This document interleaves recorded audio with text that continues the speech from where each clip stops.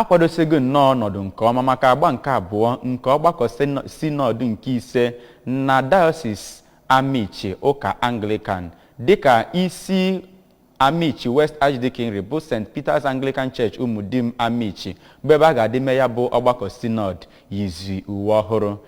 A chọpụtara nke a mgbe bishọp ya bụ diocese bụ Right Reverend Ephraim Ikeakor jere nleta anya ikpeazụ na ya bụ ogige wee ebe ọ dị wee kwupụta na afọ juru ya n'etu ụlọ ụka ahụ si wee dịtabe nkwadobe. Njideke Okoye so ya wee gaa ya bụ njem wee weta akụkọ ị ga-anụ ugbu a.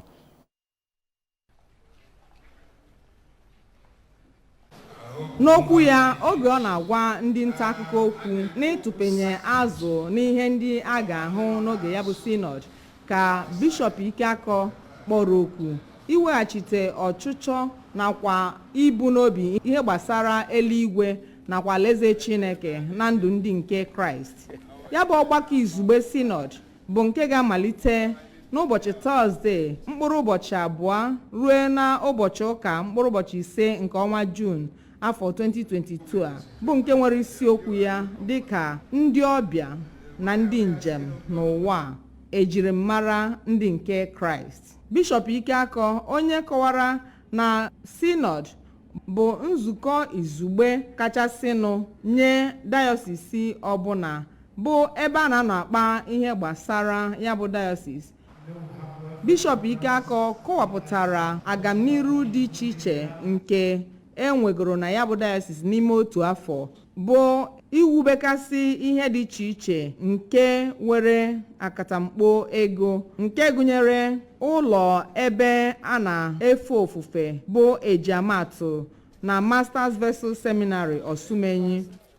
Bishọp Ikeakor kọwara na ebe a na-azụ ọkụkọ nakwa ụlọ ebe imepụta mmiri nke ya bụ dayọsis dị n'Unubi bụ nnọọ nke nwetagoro nkwado pụrụ iche.